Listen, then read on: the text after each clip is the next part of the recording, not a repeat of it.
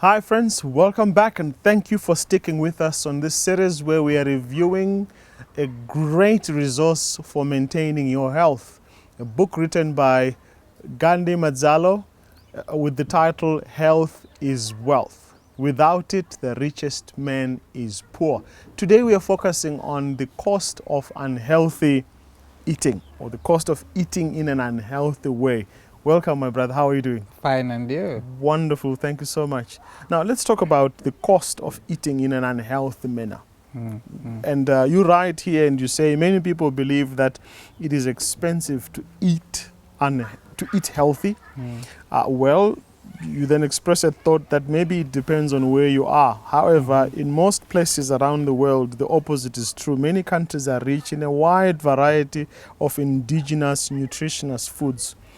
Just take a walk at any local food market today. You'll find a wide variety of foods in season. In fact, in our cities, you'll find almost in every street some shop selling some locally grown or imported foods. Now, I can already see the line you are taking there in terms of what it means to eat healthy. Yeah. You're saying we must look for the indigenous, nutritious foods. That's very But let's talk to our people who live in the cities. Some, of course, who live in the townships. What would constitute a balanced, rich basket of healthy eating in a family? That's a very good question. As we have already said that, it is actually cheaper to eat healthier than many people think. Some people they think, oh, eating healthy is for those who are privileged, those who have lots of money, those who can afford a wide variety on the table. But it may not necessarily be true. The opposite may actually be true. All right. So if you are talking of a healthy diet, you are talking of a diet that can give you energy, a good source of complex carbohydrates. You're also talking of a diet that can give you a good source of proteins, body building blocks. You're also talking of a diet that will give you healthy fats and avoiding the bad ones. A diet that will give you vitamins and minerals that will help you to function well. A diet that will also give you enough antioxidants and phytochemicals that will help to fight some free radicals in the system. And when we just look at any local market, you find that food which is rich in these nutrients, it's mostly food which is the cheapest in the market. Food that has never gone through the factories, it's just coming from the garden to the market. Now, in what you're saying, there's a point that went through my mind, and I know you captured it somewhere in this section of healthy, or the cost of eating unhealthy. You mentioned the seasonality of food. That in Africa we are blessed to have all the 4 seasons. That's very true. So in every season you will have a fruit that goes with that season. Now the challenge comes when we live in the urban areas where, like I mentioned in our previous series, food is now a commercial product. That's very true. So you can in an off season eat a very juicy watermelon. That's very Something true. we used to eat, in a particular summertime. But very come winter, juicy. Maybe it's imported from Brazil. Yeah, we don't know where they have a different season to ours. Yeah. So food travels thousands of miles to get to where we are, and we eat in an exotic way. You walk into any restaurant today, most likely the menu will be of names that you cannot pronounce. From a foreign place, and they bring it here. We're eating foreign foods, but also foods that are processed because they are manufactured. There's a problem with the way food is now produced. That's true. Now, I would like you to comment around, because you do mention it here to say if you go to any township, you'll see in the stores, in the markets, there's food that's there. How should we get our food? Should we buy? Should we grow our own? Where should we get it? You see, if it was possible, it is actually ideal to get food which is grown locally, especially the local indigenous food. Even at best, food which is grown organically. because we know today that most of the vegetables that are grown locally and even organically, you know, the pumpkin leaves, the spinach, the broccoli or the amaranthus, the sweet potato leaves, they are more nutritious. They're very rich in minerals and in vitamins as compared to food which is grown artificially. And as you have said, even food that stays maybe in the supermarket for so many days. So it is even ideal for parents or for families that have got like a small piece of land at home to grow some of their own fruits and some of their own vegetables. It's not a good idea just to have a pavement, you know, on a half a hectare piece of land at your home. Make sure you are having flowers, yes, they're beautiful, but also grow something that you can eat. Some fruits. That can help a lot. Yes. And even when you have to go to the local market, you know, try to go to places where you can get simple, natural, and locally grown food as much as you can. Yes, there will be those times when you can't help. You just have to get something that has been, maybe as you said, imported or whatever. But the more we eat from the natural food, the better. And if you are living in urban areas, you may also be at an advantage.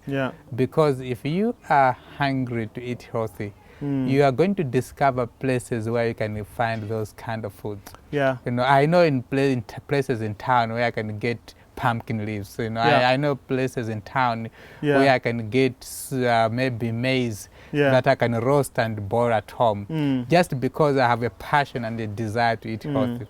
So that desire alone will even help you to identify places, because not everything is lost. We still have these natural foods among us. So you're saying if I'm living in any African city, I've traveled a number of African cities, and I know there are places where they sell African indigenous legumes and plants and all that. And we call them African markets. That's very true. So an African must go and shop in an African market where there's this mother or this old man who sells your beans in tins. Buy those and stock them and eat at home naturally than to buy processed meals that are canned with all the chemicals you have in there. Now, you mentioned earlier that it is not expensive to eat naturally. Now, and you write in this book where you are highlighting the fact that eating healthy saves you money and you stay healthy. That's very true. What's the secret? Because I thought it's expensive to be a vegetarian or to eat in a natural way. That's true. I mean, just to think of maybe having a porridge in the morning with some ground nuts flour added to it.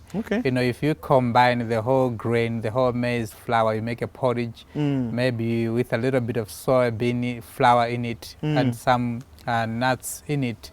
You know, you are getting a meal which is complete, almost complete. You are getting complex carbohydrates, which is a good source of energy. You're also getting your proteins. And a combination of a legume and a whole grain gives you all the 8 essential amino acids.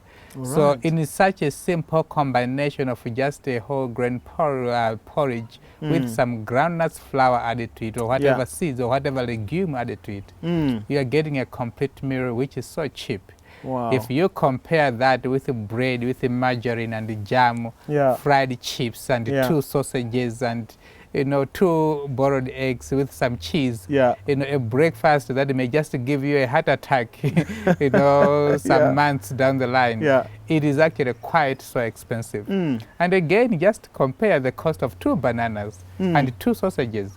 You know, 2 bananas are like natural sausages. You know, they just look like a sausage. They are very high in potassium, which can lower your blood pressure, which can strengthen your heart muscles. And the 2 sausages will do the opposite. Will weaken your heart muscles and will increase your risk of getting high blood pressure. And yet the bananas are cheaper than the sausages. So it actually works out cheaper to eat healthier than to get ill. Now, you wrap up this chapter by talking about the cost of an unhealthy diet.